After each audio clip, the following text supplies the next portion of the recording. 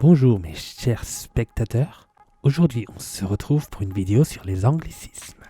Oh mon Dieu, est-ce que le français est en train d'être envahi par des termes anglais? Ou alors, est-ce que vous le considérez comme un mal nécessaire? De nos jours, nous sommes constamment bombardés par des informations qui nous viennent des médias, mais plus précisément d'Internet, que ce soit Facebook, Instagram, Pinterest, Twitter et j'en passe, et toutes ces informations sont véhiculées en anglais. Et vous me direz, Ouais, et alors, c'est quoi ton problème? au bout d'un moment, ça devient un peu borderline. Je veux dire un peu limite. Et je ne veux même pas parler d'anglicisme qui existe depuis des décennies. Par exemple, fan alors qu'on peut dire admirateur. Parking alors qu'on peut dire parc de stationnement. Celui-là, je ne savais même pas. Bon, je vais laisser de côté d'autres mots comme camping, week-end, best-seller, etc. Bon, le but de cette vidéo n'est pas académique, mais je vais vous parler plutôt de ce qui m'énerve. Ce qui m'énerve vraiment, ce sont les gens qui parlent en français et qui, lorsque l'occasion se présente, vont utiliser la prononciation anglaise pour les mots anglais. Par exemple, « Hey, demain j'ai un prime time. Tu peux m'amener en voiture ?» Hey, c'est tout à fait ok de dire « prime time ». Tu peux dire « prime time », dis « prime time ».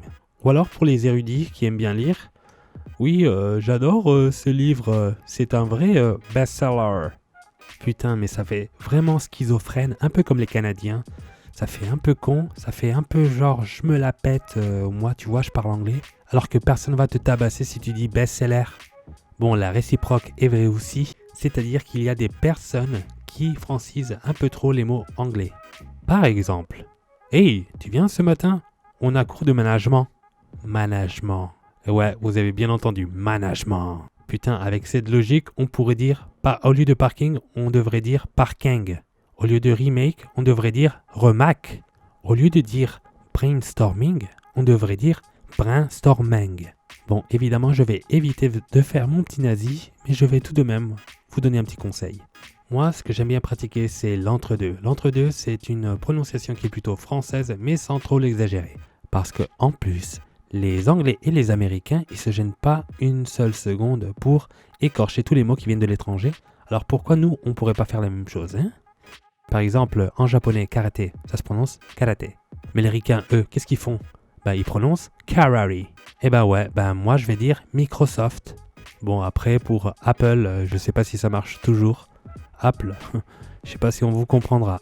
Après, un autre truc qui m'énerve vachement, ce sont les gens qui prétendent parler anglais alors que clairement, ils ne le parlent pas. Alors, un exemple typique dans le monde du travail, ça serait le verbe effacer, delete, ou delete, dépendamment si c'est anglais américain ou anglais d'Angleterre.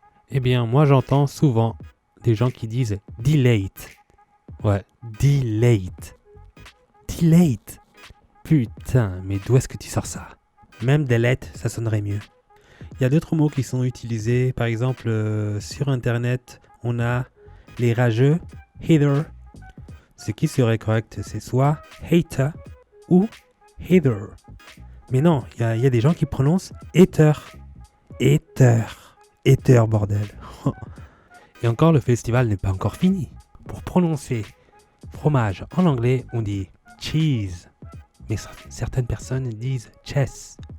Rendez-vous compte, au lieu de battle chess, on a battle cheese, la bataille du fromage.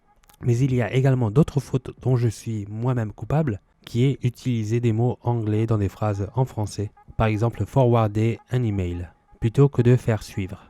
Alors, il y a également des trucs pardonnables, comme par exemple ne pas trouver un équivalent en français. L'exemple typique, c'est uploader un fichier. Alors, est-ce que quelqu'un a un exemple de uploader et downloader en français?